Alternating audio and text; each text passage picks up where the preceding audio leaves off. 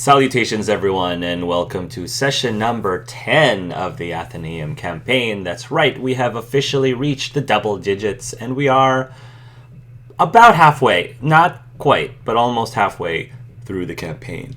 When we last saw our players, at least one, maybe two of them were in deep doo-doo. But before we get into that, let's do today's warm-up question. So, Lonix has been with the group for only 2 sessions now.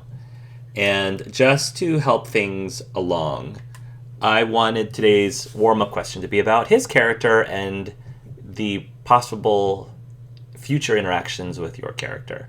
So for everyone who is not Adam, what are some of your first impressions about Lonix character, and if there was anything that you think would be an interesting scene or conversation to have with Lonix with your character, what do you see that being? So I think at first Sam was thinking of Lonix more from like Star's world. I don't think it was as jarring because he's been to Star's world where, more animals or animal behavior kind of things. He kind of thought the two until, Star started saying that he wasn't from his world. Then I think a little more questioning began, but it was more accepting, all because of Star's world. So it wasn't like as jarring as I thought it was. That role play part was going to be. I thought it worked out really well. As far as what to discuss, I think there's definitely an interest to get more background, just because with Lonix not having traveled as much with us, he wants to learn more about Lonix, so who he is and what he does. Definitely, out of everyone, Lonix probably the most alien to Black Powder. Not just because he's the least human, but he also comes from video games, which he knows absolutely nothing of, even electricity at this point. So he's just confused and baffled by him more than anything. He also, and this is Black Powder's view, not mine, Adam. I love you. I got you. Black Powder does immediately assume he's going to get in trouble. He doesn't know how to lie. He doesn't know how to behave. He needs to get in line like everyone else does. He's actually a little glad Tori's matured some, otherwise they just cause pure havoc. But a scene I want to see him, I think we'll eventually get to it probably in the next session or two, is probably just a scene of Black Powder sitting down with Lonix and just telling him straight up how things are and how things need to be for us to actually get along.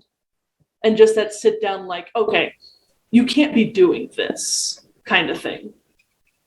And I think that could be a very insightful scene for both Lonix and Black Powder, depending on how the conversation goes. So I think Frankie, because he comes from a futuristic world, and he knows all about technology and video games and simulations, he recognizes what happened here with Lonix. And he understands that Lonix is this kind of make-believe character. I think out of all of the characters, right, he feels everyone is real to some extent, but he sees Lonix as this imagined thing come to life. And that fascinates him.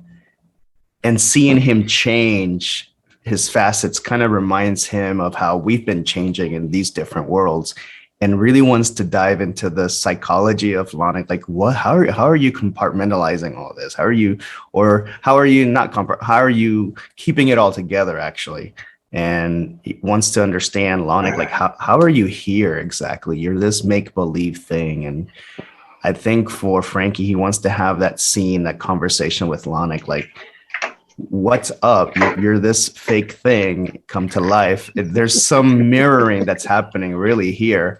And Frankie wants to probably learn from Lonix more than anything. So what you're saying is he is man-made, artificially made Frankie. Kind of, right? There's some similarities, definitely. There are, although to be fair, he was made from pixels and electronics things, and you are partially electronic but also part dead people. Yes. Lonix was made from pixels. Frankie was made from man flesh. Right. Yeah. And we saw a lot of man flesh over the last several sessions. Yeah, I was going to say we kind of already got the ball rolling with some of our conversations, because I think Tori and Lonix have a lot of similarities personality wise, although to Thistle's point, there has been a lot of maturing that happened, especially after everything that happened in Tori's world. So I think that conversation that would happen, or that would need to happen at some point, a little bit different from Black Powder's, but along the same vein, where, she's going to tell him, like, if you're not careful, this will get you killed.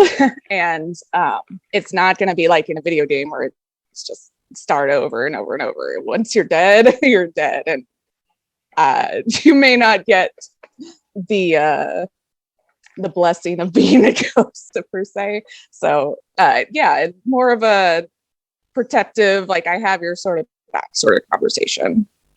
Lonix and Star kind of had a bit of a talk, but one scene I would like to see maybe in the future is a conversation where Lonix and Star, or one aspect of Star, has a conversation with Lonix about his placing in the world. Because I know one thing is he doesn't really understand, from what I understand from Lonix's story, he doesn't really know where he fits in everything. He kind of doesn't know his place.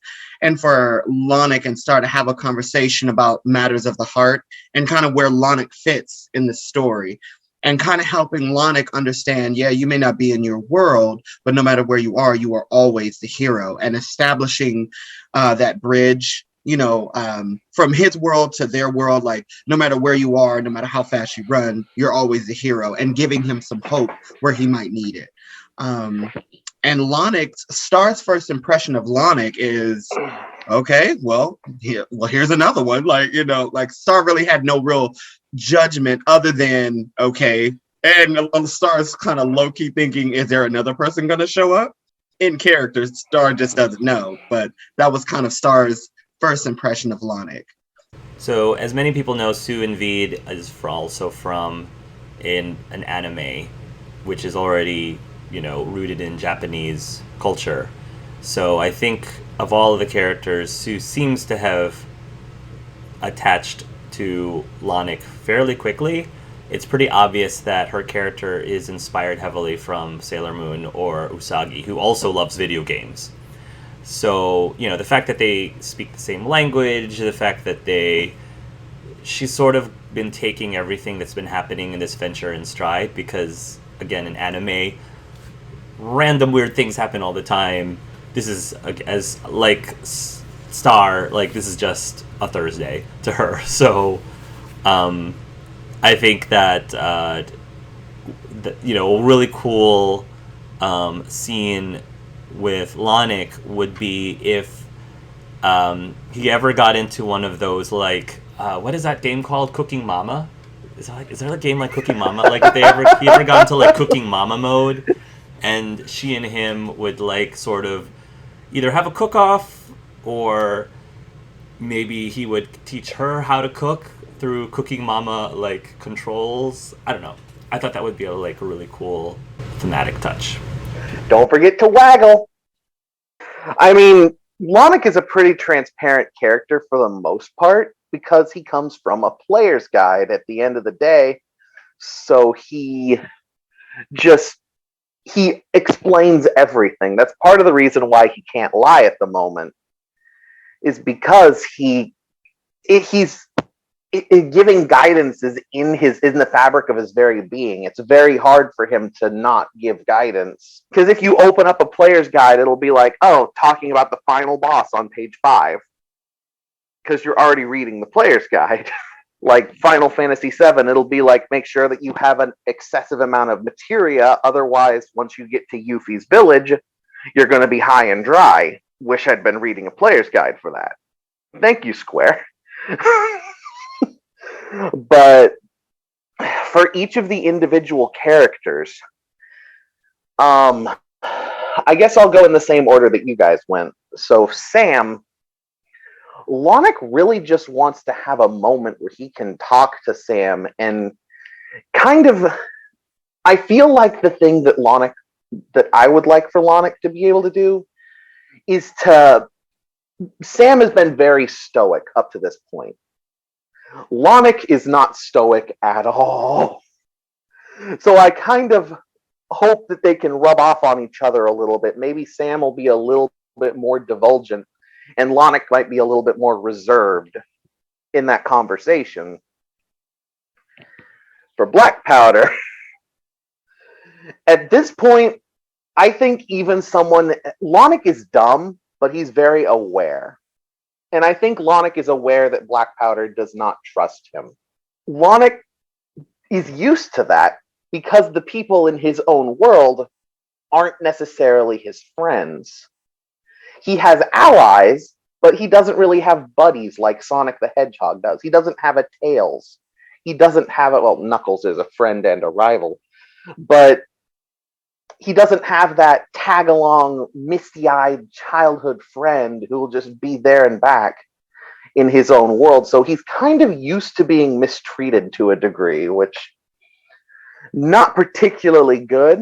I kind of wonder if Black Powder can help Lonix to realize that that kind of treatment isn't necessarily a good thing. Because Black Powder has been that kind of multifaceted character in the past with people like Taylor. Frankie and Lonix have so much in common. Their personality, I feel like Lonix and Frankie, that whenever Frankie and Lonix talk, it'll almost be like Frankie is talking to a past version of himself in some degrees. Because Frankie didn't really know how to lie whenever he first came. He didn't know how to be dishonest. One thing Lonix is really curious about is this Frankie nudity stuff that he's heard about.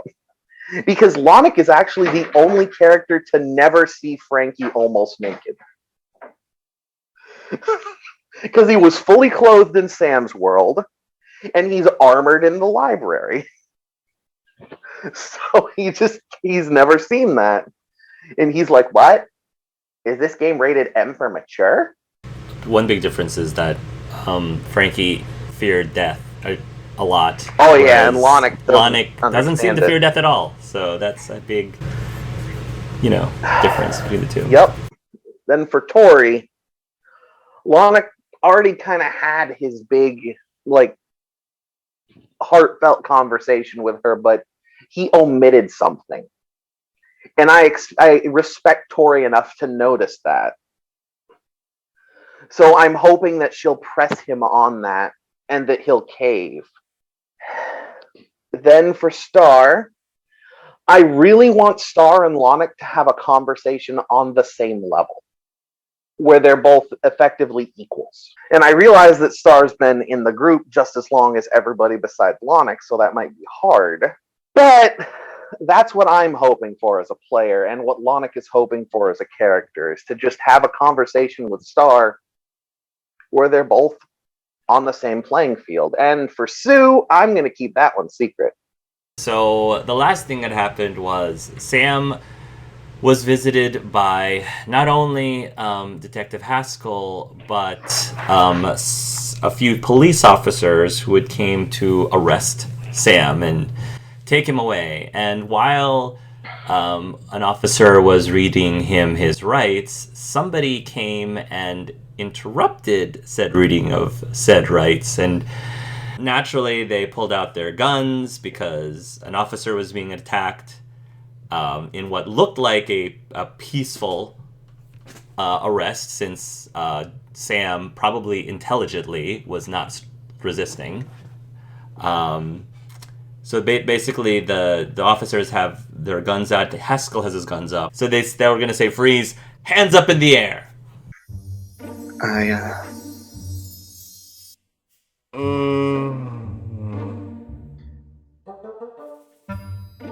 Rhyolite getting arrested. Well, I got arrested. Wow. Can you believe Star tried to get in on this fray? Bro, I can't freaking believe it. Rhyolite got arrested. Like, what the hell, man? How did I know someone was going to get arrested? Never thought he'd be the one. But, yeah. Why, Rhyolite, did you have to go and jump? I don't know what I was thinking.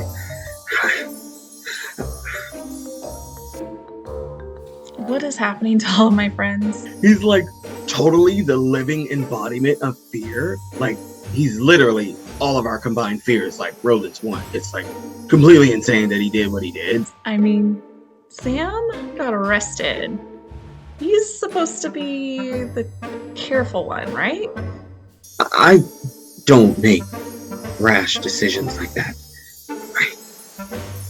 I honestly don't know why Topaz let me do it. I don't know why any of them let me do it. Why didn't someone just say, stop, Rhyolite, you're gonna get arrested. Don't you get it?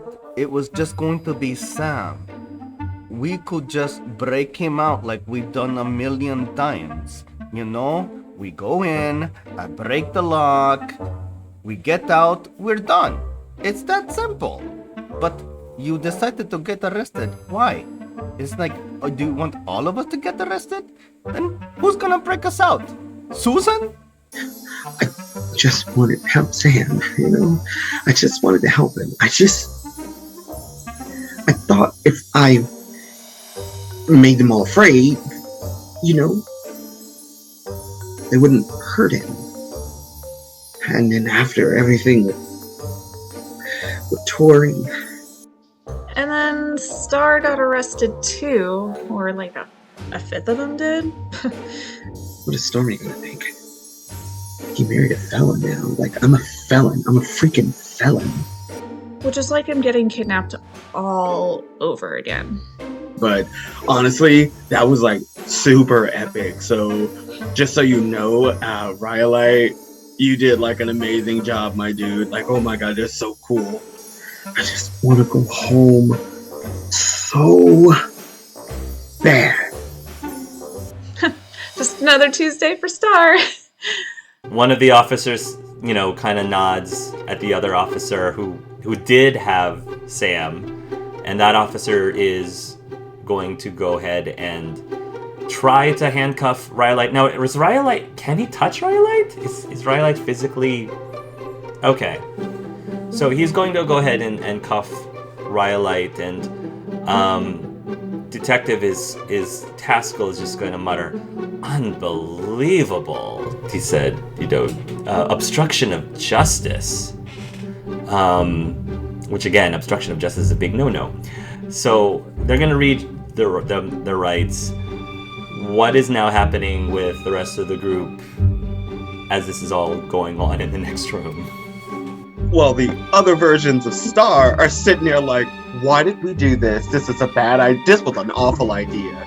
Amethyst, the purple one, the one that's wisdom or intuition, says, what on earth did we do? That was the stupidest thing we could have done. And we did it with the worst person ever. Rhyolite is fear. You don't understand. That's fear in the room there. Anything can happen. And so Amethyst is going to look at Frankie, Tori, and Lonix and Black Powder and say, we need to find a way to get them out of there. Because honestly, I don't know why I thought it was a good idea to try to help Sam while he was getting arrested. He was going peacefully. I knew he was, but I can't let our friend get taken. Not now, not while we're so close to solving this mystery. How do we solve this problem? Because I'm out of ideas. I mean, just from my own experiences, now would probably be the best time if we want to just attack them because they're alone. But don't know if that's what we want to do right now. Then again, I'm used to attacking law enforcement, so. Can't believe I'm saying this, but I don't think we should cause a commotion. No, I'll follow your lead, Mr. Powder. Maybe we could always follow him. Lonix, you said you're fast. Tori can go through walls. You can follow him and make sure they're okay once they get there. Veed is going to spy up. I'm sure if we explain to them the situation, maybe they'll drop all charges and let him go. What if they're the ones behind this? I don't know if I can make a comment on that. What makes you think that the police has anything to do with any of this? Remember when we were talking earlier about war, wasn't the commissioner a vet?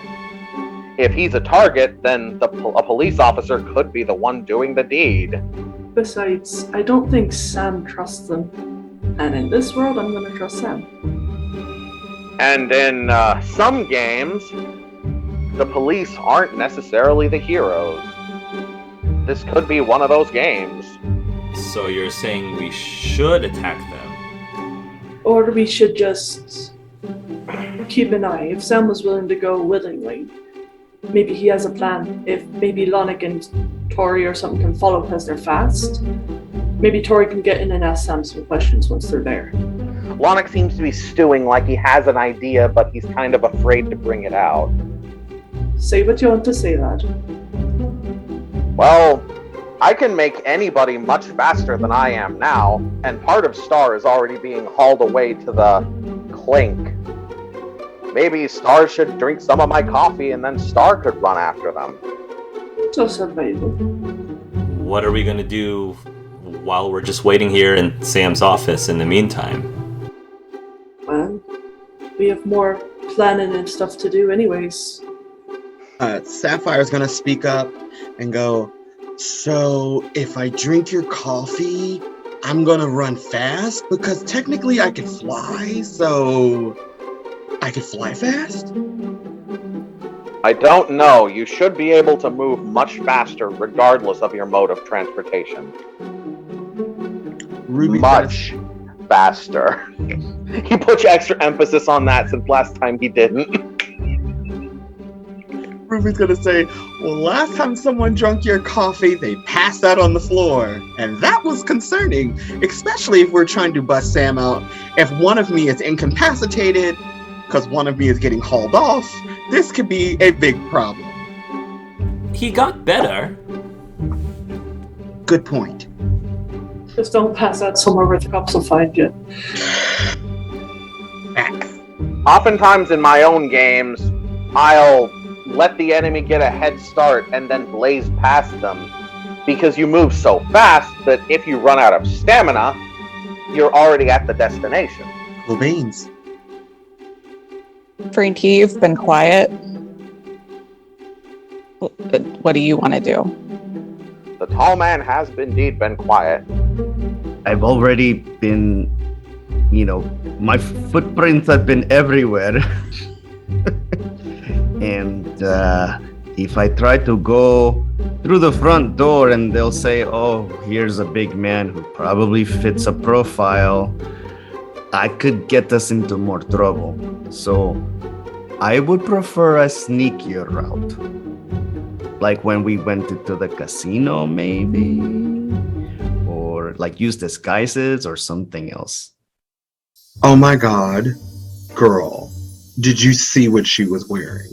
No, did you see? Who wears Topaz. that? What? Oh, I gotta do this thing, it's a whole thing. It's a whole thing, I promise. I'll get back to you. Okay, girl, bye-bye. Yeah, so Sam's world. Totally black and white. Hello, honey, I am a living color, so yeah, wasn't a good look. But what was crazy than that, man, is that we totally had to go rescue Sam. We've done a jailbreak before. I think we could do it again. And then it was weird because we had to rescue him. And we were all trying to decide on who could do it. And honestly, I was the best guy for the job because, like I said, me and Sam were kind of, not quite, but, we're kind of, And Wait then a we can minute. get them out. I feel like we're forgetting something. We did it in Star's World. And It's after true. breaking out, hasn't there? We technically also broke Tori out of the television. Oh yeah. Yeah. We're actually really good at it. We are. Really, we are, dude. So another heist. Excitedly. I'm up for it. I still think we need to at least find a way to talk to Sam to coordinate with him. Because he knows how things work here better. That is true. We don't really want to mess everything up for him. If he has a plan, we don't want to get in the way of it. Right, I remembered. What about the meeting with the guy? That's the thing. It's probably best if I'm not seen around the cops because I do have a meeting with the rattlesnake. Yeah. And the last thing I want is to get shot. So we need some people to steal booze and some people to go talk to Sam. Either way, we need to figure out what Sam's play is. Yeah, we could probably go through his stuff now that he's not here and see if we can find some information. I actually like that idea. You don't trust him? No, We I don't just- trust anyone. Not yet. That is what Sam always says. Like, always suspect other people, never trust anyone. Well, we don't really know Sam all that well. He's so quiet all the time. Well, that's what makes him so cool. I mean, do we really want to go through his stuff? I mean, don't we have a bigger problem with him being arrested and me being hauled off, and the whole thing with black powder? Tori and Frankie, since you're not from the future of this place, tell me, in this current time period, do you know if prisons torture people? Not really good with history. But if I remember correctly, things got better. Alright, then I don't think we have too much to worry about. Yeah, Sam should be okay. Sam and Rhyolite, they have been put in the back of the police car, and they're going to start driving you over to the precinct, basically, and eventually, they're going to take your prints, do the little thing where you have to hold up the sign and they take your picture, and I'm sure. Can you give us a facial expression of Rhyolite? Yeah, of Rhyolite's mugshot. And I think while the officers are escorting you to your cells, just to make it easy, we'll just say that your cells are relatively next to each other. So if you want to talk to each other, you can talk to each other. But Haskell is also going to be escorting Sam in particular to his cell, and the entire time, Haskell hasn't said a word to you, but Sam, just roll an empathy, I guess. Roll an empathy. I'm just curious. Wow. Okay, 5 out of 17 is huge. Okay. So he has a very disapproving look on his face. Almost like, man, I never thought that Sam would just stoop this low. Because it's more, he's always not only had this rivalry with you, but it's almost like a holier than thou kind of thing. Because one thing, whether you like it or not, Detective Haskell, he is good at what he does. And he's a detective who goes by the book. He doesn't break the rules. He doesn't solve his mysteries by sneaking around and stealing evidence and, going in before the cops come and then try to run off. He doesn't do any of that. So he almost thinks you're the dirty PI and he's the paladin, basically. And I don't know, you can decide whether or not he's not wrong. So that's sort of like his, you get a sense that he's not angry at you. He's just disappointed. It's that kind of look. Absolutely. I do want to try to press him for any information he'll give up about how he caught me, or anything that, you know what I mean, that's led him towards me. If I just want to see if he's got any details that we may have missed. Okay, so how would you ask that, just out of curiosity? So probably trying to use like my psychology, just looking for calling out some of the things that the size 11 shoe. I think it's interesting that my friend here and I don't wear size 11s, but they've been at multiple crime scenes, and try to get his reaction on things like that. Okay, so I'm gonna say this is happening right after they shut the jail cells and the cops have left, so it's just you and Haskell with Rhyolite sort of in the background listening in if he wants to listen in. And just so I understand the mechanics of star splitting, is it safe for me to say that while they're split, it's not like Star has a psychic connection and knows everything that's happening? It's more like when they merge back together, then he sort of gets the collective of what. Okay, yeah. So right now Star's not aware himself of what's happening in the jails. So you're trying to ask Haskell these questions, and Haskell, he just puts his hands on his face and he says, Sam, do you understand what's happening here? Do you understand where you are? You're not on this case anymore, okay? All this prodding, everything that you'd be doing, that's what got you in here in the first place. Do you even get that? Do you even understand the repercussions of this, what this could mean? You most likely will be losing your license. You can kiss your method of putting food on the table goodbye.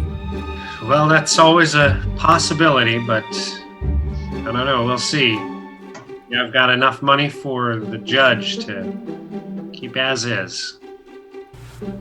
I just don't get you sometimes.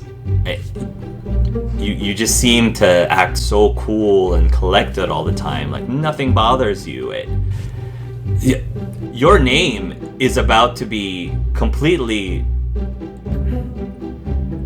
Once this gets out, nobody's going to want to hire you even if you do get your license back.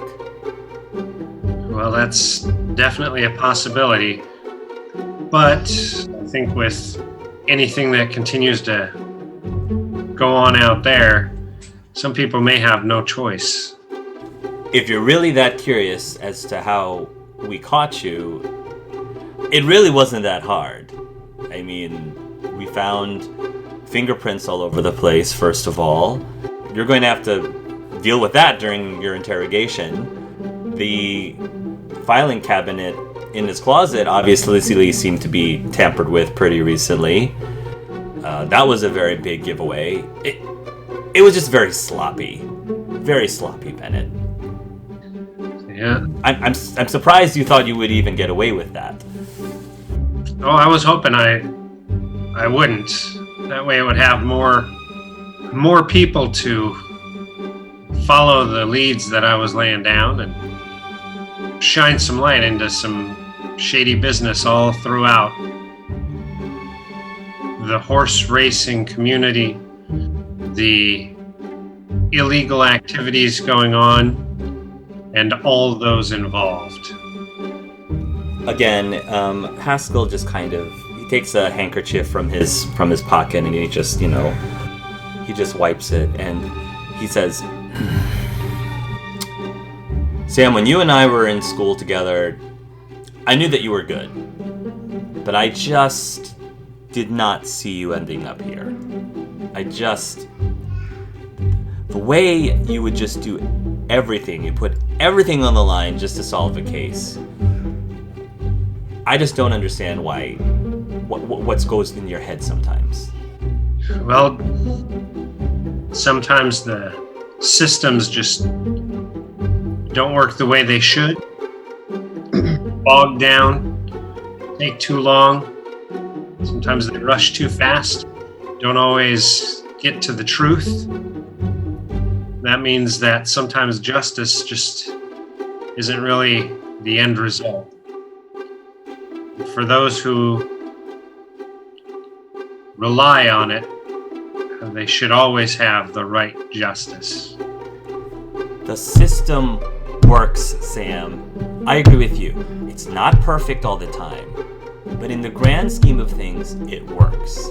And if you put your trust in the system, then everything will be fine. Well, maybe. We'll see. We'll see, huh? Well, who's behind those bars right now and not me? Yeah. The next murder that occurs may make you wish that me and my friend here weren't, but...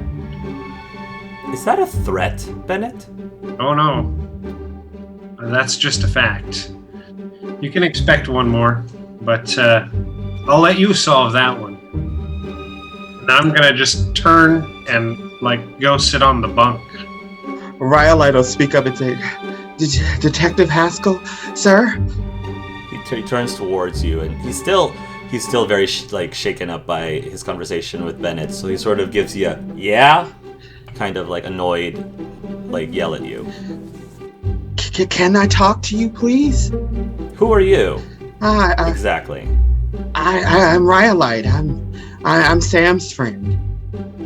Well, let me give you a piece of advice, Sam's friend. Sam's not the kind of person that you want influencing you. And probably with you standing in there right now, you're probably getting the message that that's probably true.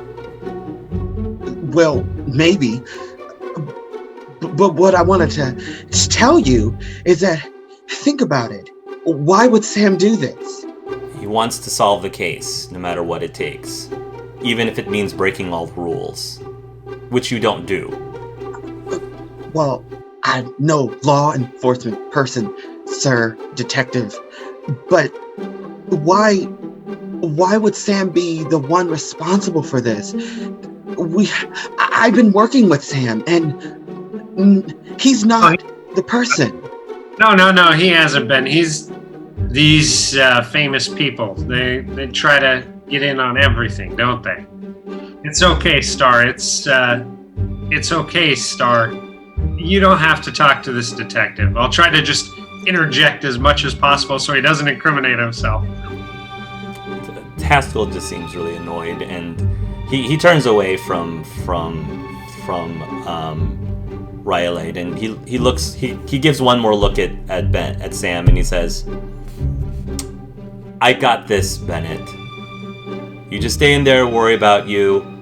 I'll worry about the murders and the horse races." And if you don't have anything else to say, he's gonna go and leave. Yeah, I'll let him. Meanwhile, my question now is, did Star and Lonix drink the coffee and run over to follow after Sam? That's my question. If we had tried to do this during the arrest, then it would have had to come directly from Lonix's head, but considering this is just after the fact, he'll open the menu, pull out a coffee cup. I'll even say it's the same cup as before, walk over to the sink, interact, take clean coffee cup, dunk, then approach Star and hand it to him. Sapphire will take it and say, okay, so I'm not gonna black out, right? I can make no guarantees, as this part of the game is uncharted territory for me. However, you shouldn't black out. If you do, then it shouldn't be until well and after we reach the destination, and some more coffee should perk you right up. And so we all decided that I should go, and then they were talking to Lonix, and then Lonix was there, the new guy, and he's this little fast guy, and he's pink, and he's a hedgehog, which is freaking epic. And I'm not gonna lie, I kind of like him. And then he was like, in this world, he was a cup. He was a cup of coffee, which he's a little weird, and he's like a video game, and we love video games, so why the hell not? Okay, all right, Ruby, Topaz, Amethyst, you guys stay here, and I'm gonna go check on Sam and Rhyolite. And so he just goes for it. He just drinks it back. He just knocks it back. Star, you raise the cup to your lips, and you pour a little bit of the fluid down your throat. At first, you don't think it's working. You feel nothing. It feels almost like you swallowed like a globe, for lack of a better description. And after about maybe 2 seconds, it feels almost like electricity is passing into your brain and out of your eyes. Your hair stands on end for a second. Have you seen a Super Saiyan or Super Sonic? Yeah. Basically, for a split second, you look like that. So he's a superstar. Just for a split second, he kind of comes back down, but you can feel your heart racing. Your heartbeat is way higher than it was before. And you feel this, you just have this feeling in your body, way down deep inside it. You try not to fight it. Describe it. Energy. So much energy. Your base speed, your movement speed goes up by times 2, times 2, times 2, times 2. You are so fast. Has anybody here played Symphony of the Night? When you get a certain cloak, every time you move, you leave behind little after images of yourself. So Star's that fast. Nice. And Lana keeps pushing this coffee from inside of him. Amethyst kind of has like a stick up his ass, but that coffee really was good. Whoa, we barely even know this Lonix character, and you're willing to drink his coffee out of his, head? This is gonna end badly. I mean, what it did to that poor reporter, it was insane. I mean, how do we even know if it's even safe? Like that coffee, bro. Like that coffee is like next level. Like really, it's so weird that Lonix has a cup of coffee. You know, he's really cute. He's got these little legs. It was epic. It was epic. Honest, I thought I was supposed to be the reckless one. Oh well. Like it really was good. Like I could go for a cup. Topaz, we already Amethyst, talked about this bitch, with if you Sapphire. start with me, Topaz. whatever.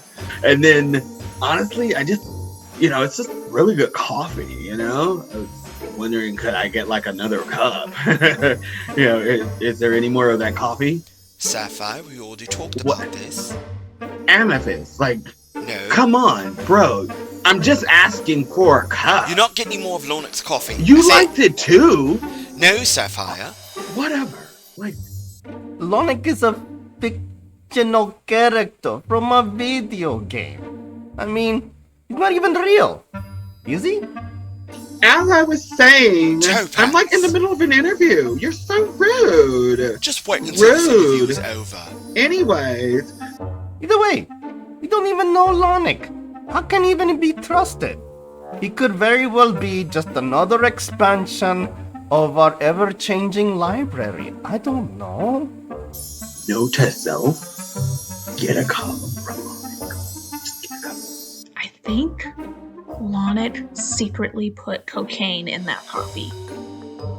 I mean, it was good. It was really good coffee. I can't prove it, but I have a hunch about these sort of things. It's really good. It's epic. Gnarly. See ya. Veed's probably just gonna say, Star, you look brighter. Really? I don't really think so. I think I look normal. I just think I'm a little sparkly. You know, just a little sparkly. Nothing really happened. And he's like literally flying around the room.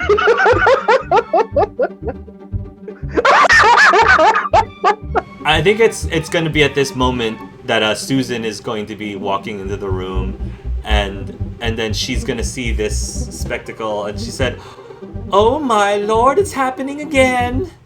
Sorry, lady, the place is cursed. Oh, she says, "My mother told me not to take this job.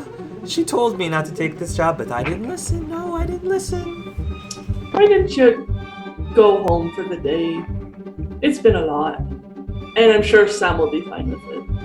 Well, yes, having your boss arrested does put a damper on things. Why don't you go home and get some rest? We'll lock up here and make sure everything's fine. I appreciate that.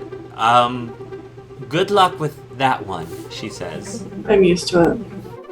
Frankie saw the earlier speedster and the havoc that he caused.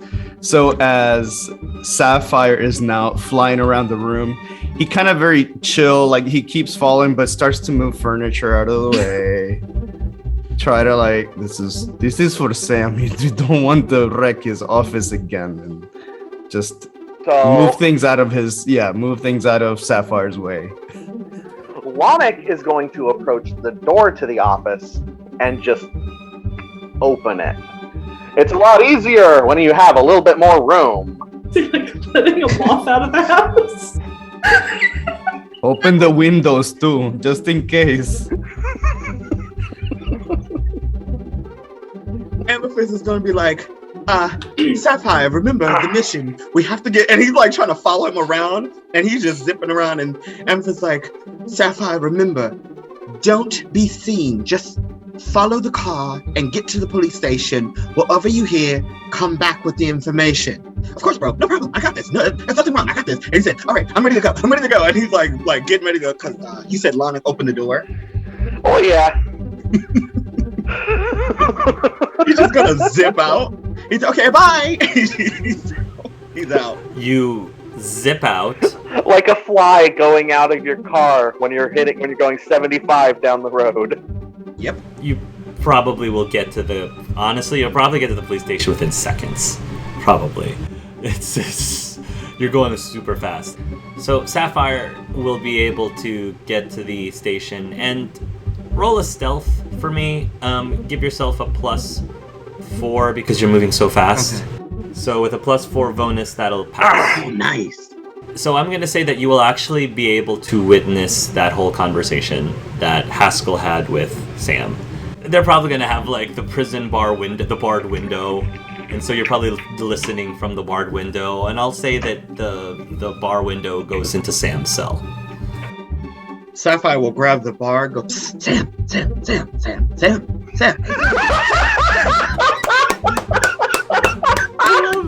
love this so much. Well, I think we're in trouble. And he'll go back to the window. Hey, how you doing? Are you okay? Have they hit you? Have they hurt you? No? You fine? Yes. We're all good. Looks like maybe you partook a little bit today. I did. It's so I can follow you when you're here. You know, and he's gonna reach his arm through, and he's gonna like, if you allow it, he'll touch your shoulder. Yeah. Well, that's good, but unnerving. But good to see you. Is there any way you and Rhyolite can, through the bars, like reconnect? No. We have to be all together to do that. Gotcha. Well, then some of you may be here for a moment, but that's okay. We'll figure it out. Well, is all the stuff that Detective Haskell said true? Well, yeah, absolutely. I mean, we're going around crime scenes, we're pulling bits. Yeah, I mean, it's against the law. But sometimes you need to act, and you can't always go by the book. So I'm gonna bust you out. Not so much. I mean, I could just touch everybody and make them all feel really chill and relaxed, and they wouldn't be thinking about anything, and then I could just walk right in, open the door, and let you guys out. Well, it's a possibility, but I think there's a little bit more to it than that. There's a little bit of time. I think we've got Black Powder needing a meeting this evening, and I think we've got a little bit of time before anything needs to happen. If the evening starts to come, then a breakout might be okay. The challenge with that is this is the Who's Gal, and that would get everybody involved in a lot more trouble.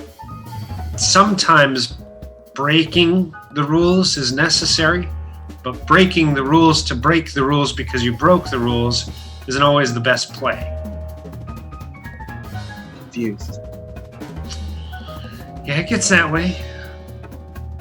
So tell Rhyolite that we're doing plans and that we're going to get him out of there, so don't be afraid. Sam, you don't want him to unleash his fear. It'll kill everybody. It's not good stuff.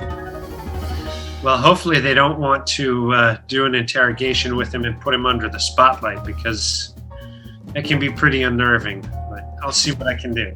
Okay. But in the meantime, Sam, what are we supposed to do? What do you want me to tell the others to do? What are we going to do, like literally bouncing around the window? Well, I would say the top two most important things is to get the googly eyes on the latest chess piece and get the meeting with Rotello done. Googly eyes, Rotello. Gotcha. Those are the top two things. See if the chess piece can get us some more information, and watch out for the apocalypse. The apocalypse. Okay. Sapphire's gonna tell Sam, all right, I'm gonna go back to the others and I'll be back for you. He's gonna touch, like he's gonna really grip you and like give you an intense stare. I promise, Sam, no one will hurt you. And then he's gonna be, okay, bye. And he's gonna zip over to Rhyolite's window. And he's gonna be like, yo, Rhyolite, how you hanging in there, bro? And Rhyolite will be, not so well, Sapphire. I wanna get out of here. I'm not made for this place. I'm not ready for the clink. And he'll be like, bro, calm down. Just calm down. Come here. Rhyolite, what are you doing? Just give me your hand. I'm gonna calm you down. Do you think that's a good idea? I don't know. It might help. And so Sapphire is going to attempt to calm down Rhyolite by touching him, making him feel relaxed. Sure. Looks like it worked. Okay. Looks like it worked. So he's gonna touch him. He's like, bro, just chill. We have a plan. Don't worry. Sam's a genius, and Black Powder's got a meeting. We'll see you soon. So Rhyolite will calm down just a tad and say, okay, I trust you. Did you hear all the stuff that Detective Haskell said to Sam? Copy. And then he'll pat him on the head and say, see you later, bro. And then he'll say bye to Sam and zip back to the Sam's office. So let's get back to Sam's office. So Lonix and Sapphire have just left. Is there anything happening in Sam's office? I'm gonna look at during Frankie. this time? Do you want to help me search his office? Let's get going. All right, let's do it. We have to find the rendezvous point, the location, and the information for the booze drop-off. Aye. He may have written it down. Yeah, everyone roll a search. Let's do this. So Frankie, with your roll, you will be able to find the information about the drop-off and the booze and all that good stuff. Everyone else rolled very well. So, Joe, if there's anything of interest, anything that would be of interest to these three by going through all your stuff in your office, what would they find of interest? So I think you would definitely come across a picture of the police academy, and there are names at the bottom that the photograph has the names of all the people, and in that photo there is standing next to each other Haskell and Sam, There is definitely some type of a medal from military service. It's nothing like prestigious or anything, just showing that Sam has served sometime prior to the enrolling in the police academy. There is a phone book page that has Susie's number circled, her address and phone number circled, and a dollar figure next to it. That's $12.50. There is also a picture of a gal in like a waitress outfit. You don't recognize the gal. Other than that, there are old case files and nothing really interesting beyond that.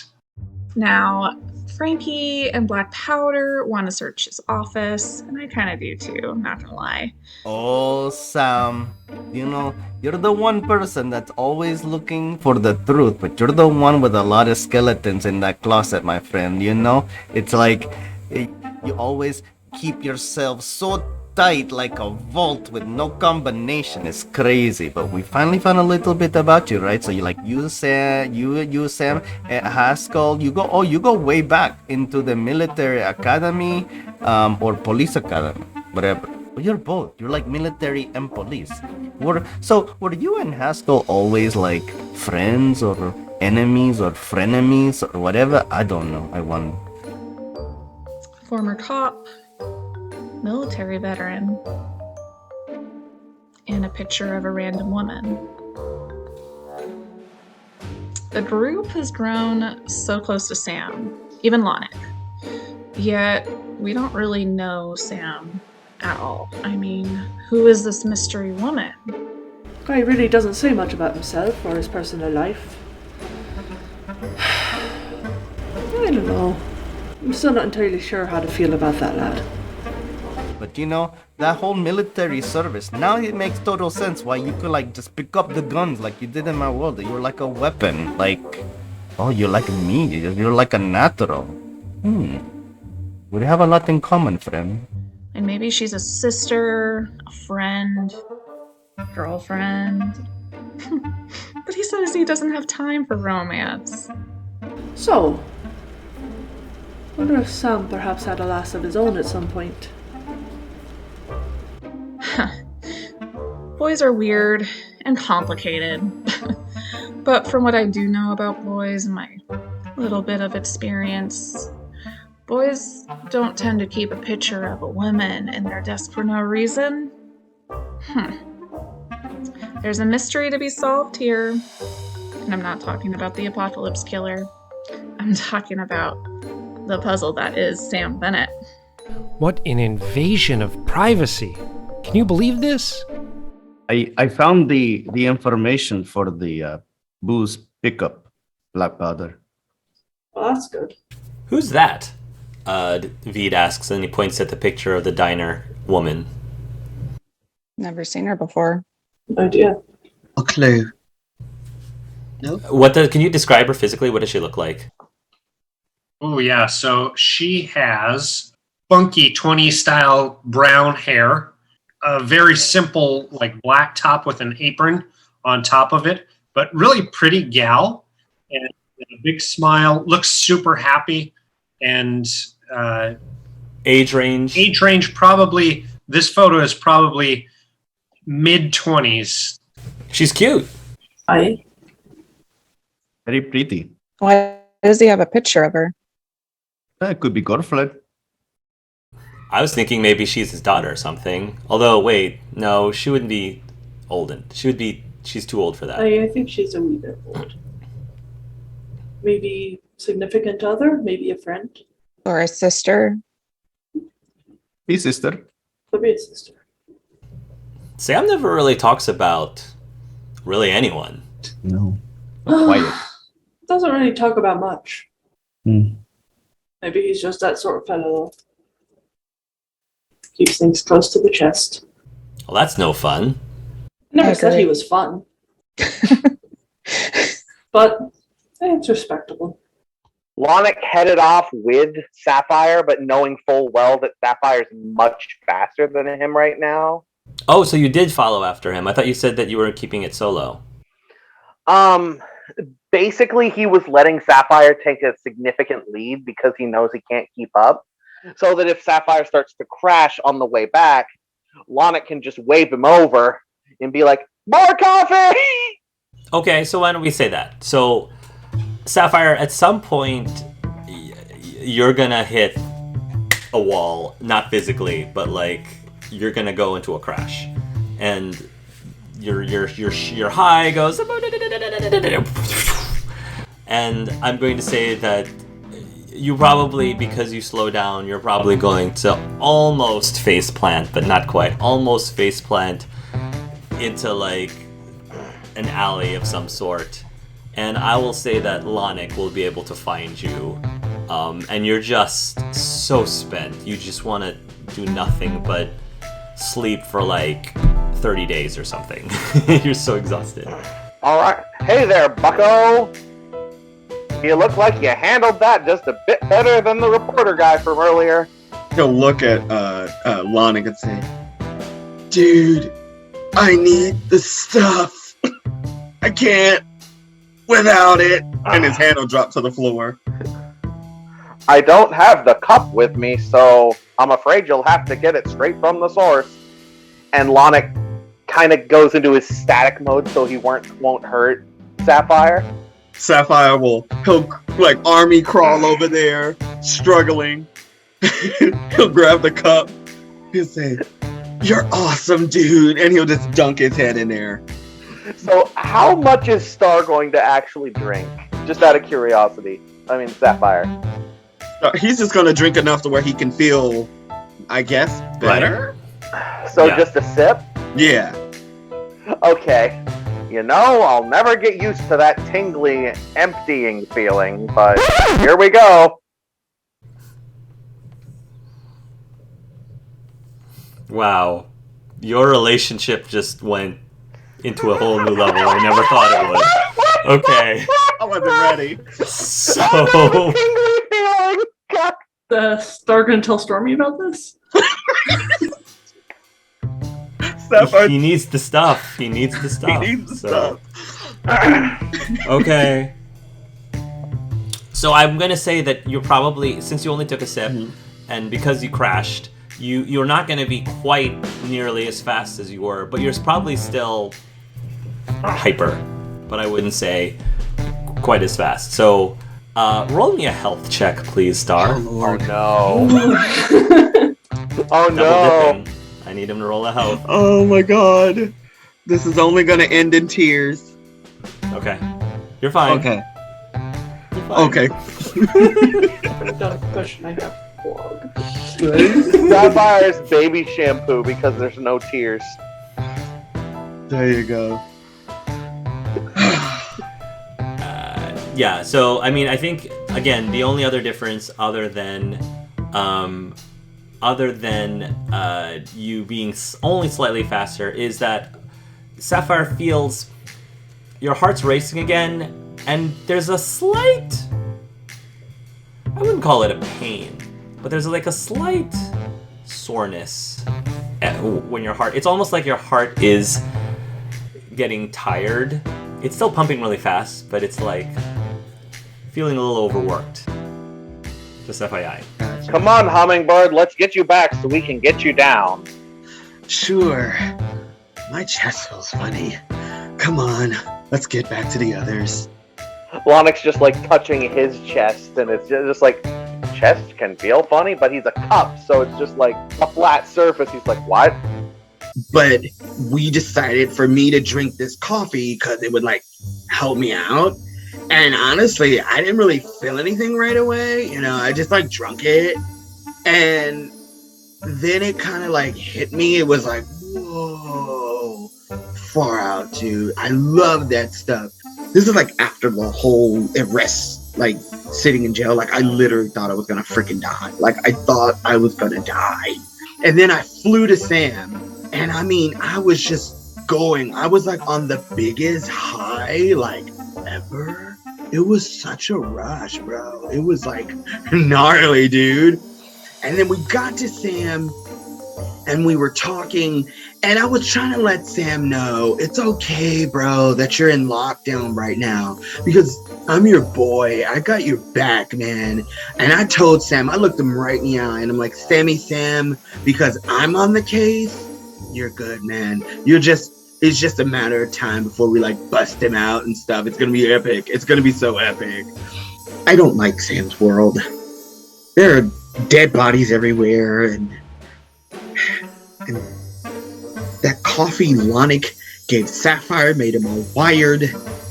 And then on my way back, I just had this weird like downward spiral. I was like crashing, dude, but like I didn't actually crash because I think it probably would have killed me, but still I almost crashed. And then it was really awesome because Lonix followed me. It was kind of like really convenient that he was like right there, because I was needing another hit, man. I needed another one of those amazing highs. And then Sapphire showed up, and he kind of like pat me on the head and made me feel better, and he made me feel a little more confident. You know, I kind of like mellowed out. I wasn't so scared, but I mean, it's me. Everything that can go wrong will go wrong. It's like that science guy said. What is it, Murphy's Law? Everything that can go wrong will go wrong, and it always goes fucking horribly wrong. And then Lonix was right there, man, and I just took a swig, and I was like, bang, I was ready to go, bro, you know?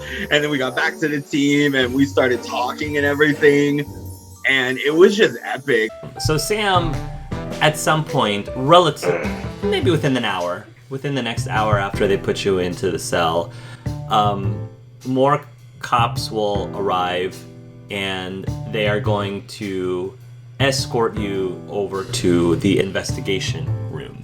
And it's one of those rooms where, you know, you've got the glass window on the side, but you're pretty sure, or the glass mirror, but you're pretty sure that there's other people watching.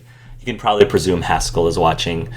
But they're going to sit you down, and the person that enters into the room with you is, surprisingly, because normally a normal cop would do this, it's the commissioner. So the commissioner comes in, and he sits across from you, and he's relatively calm. I'm assuming you've personally had a conversation with him before? Oh yeah. Would you say? Oh yeah, absolutely. Just so I can get a good idea, what is your relationship with this man like? Is it friendly? Is it indifferent? I would say possibly fairly indifferent, but leaning a little south, just because for clout, I would think that the commissioner would want, no PIs involved in anything his department could be doing. I have to admit, Bennett, I'm not surprised seeing you here. I figured we would probably be finding ourselves into this situation eventually.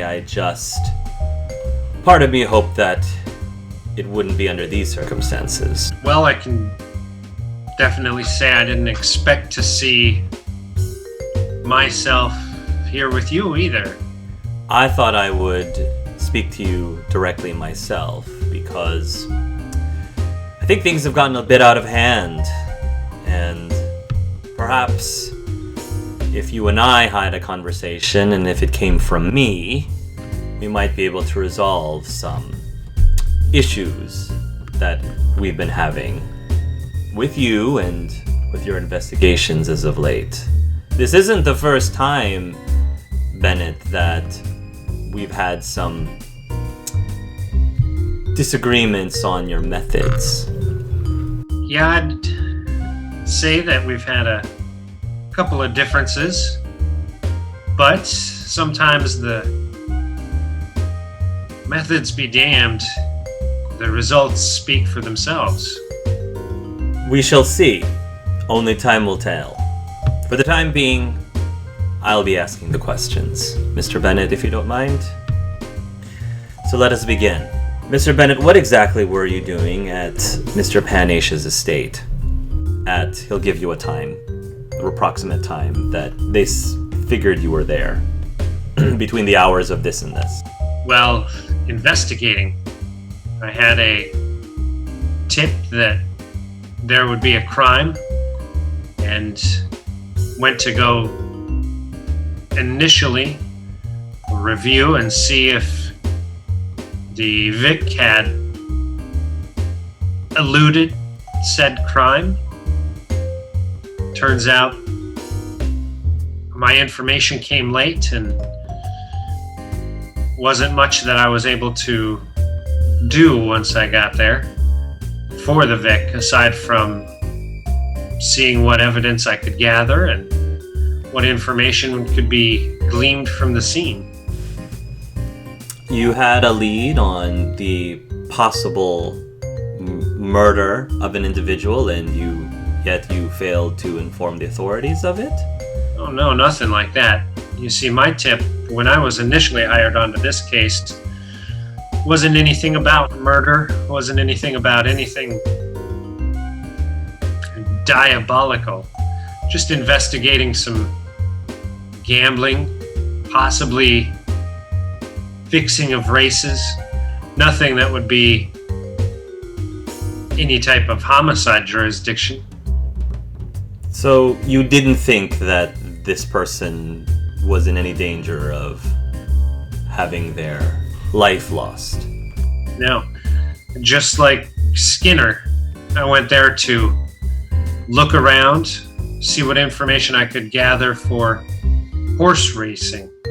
Let's talk about Skinner then, shall we, now that you brought it up. I have here in my notes that you allegedly were tampering with evidence while doing your investigation at the Skinner estate, that you actually were pocketing some evidence while the police were still on the premises.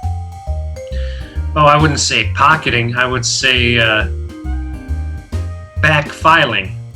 You see, my client has some connections to some people that may not want their names brought into the investigation, especially into the papers. And just hoping to help that client and maybe their associates from getting any spotlight that they wouldn't want. You can label it however you want, Mr. Bennett, but we'll let the judge decide what the interpretation of the law is in that case. And I have to be perfectly honest with you, Bennett, it doesn't look good for you or your license and ability to continue working as a private investigator. Well, there again, that's up to the judge. Maybe as this case goes to court and my client gets hauled up to the stand and I don't know, associates of hers like her ex-husband gets brought to the stand. I imagine the papers will have a heyday with that. So the commissioner, who's had a relatively stoic, even keel expression on his face, as soon as you mentioned that, his eyebrow starts to twitch a little bit, like, you went there. And he's about to say something, but then he stops, and he sort of like continues and ignores what you had just said, and then says, let's go back to the Panasia estate again, Mr. Bennett. I'm assuming that when you were there, you were fully aware that the authorities had not arrived there yet, as you claim that you had no reason to inform them of anything when you made your way to the premises. So, if that was the case, what's with the tampering of the cabinet while we were there. There's no reason to believe that Aunt Aisha herself was doing anything to mess with her own locked cabinet. Well, no, but sometimes people put their secrets in locked spaces. Secrets that you can use to suss out things about them, things about their past, things about who would want to do something, whether it's any type of criminal activity or even intimidation. Sometimes those things aren't just laying out for everyone to see.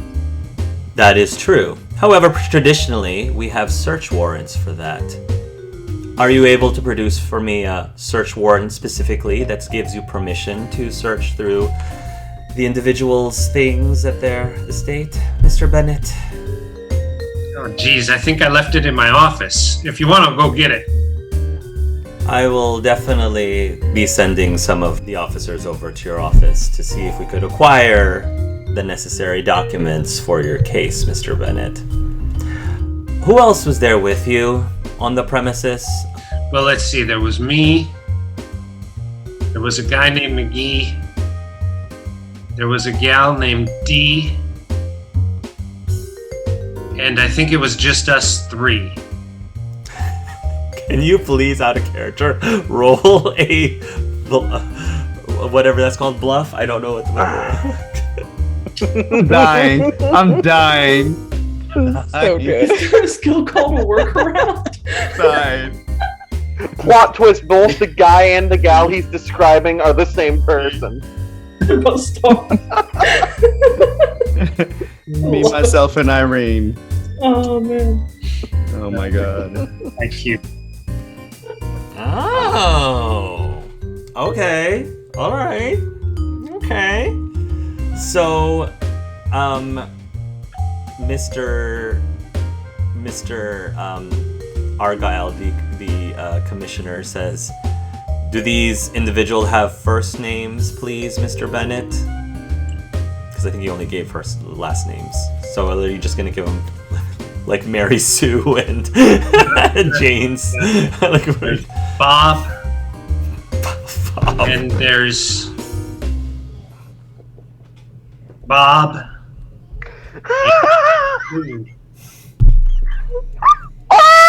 I think at this point, even though you did succeed at your IQ, I think at this point the commissioner is just going to like pound the table and says, "Damn it, Bennett! Stop playing games with me." Well, I want to, especially because I know you've got work to do and I've got work to do, and both of us just sitting here isn't letting us get our work done.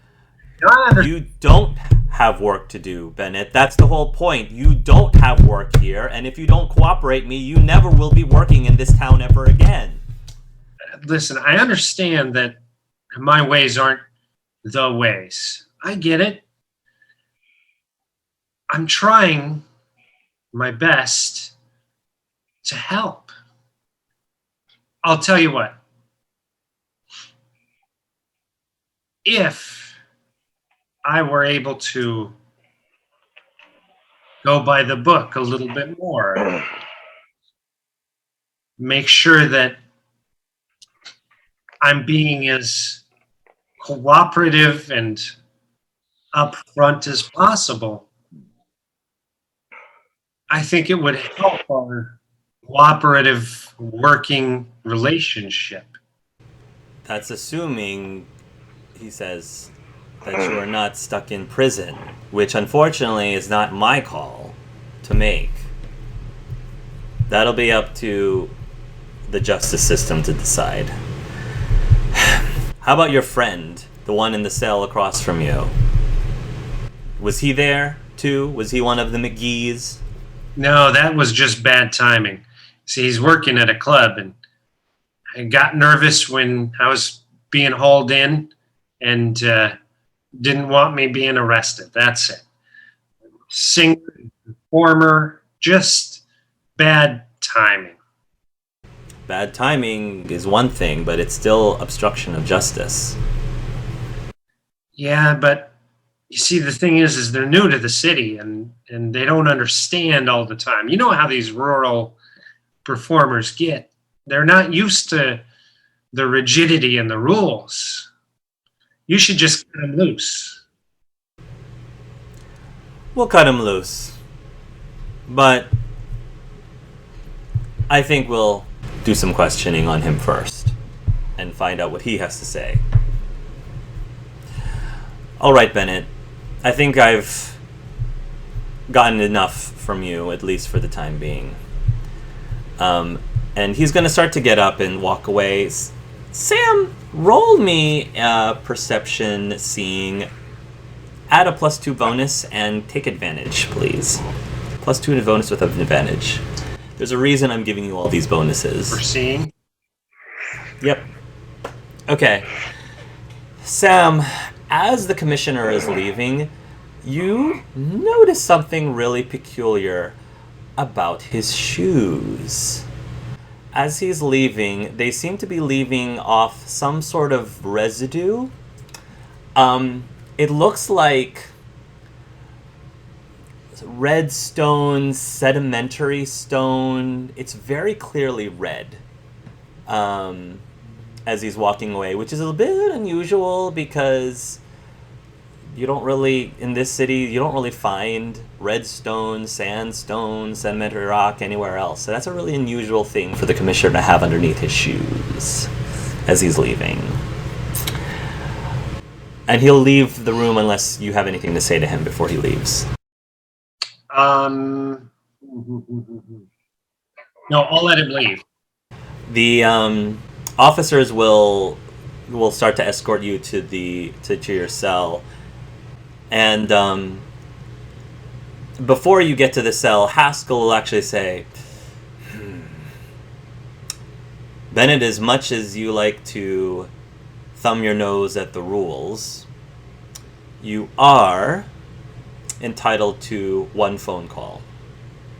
So if you wish to make that phone call now, that's up to you. Yeah, I'll take that call. And with that, they'll take you to the room so that you can make your phone call.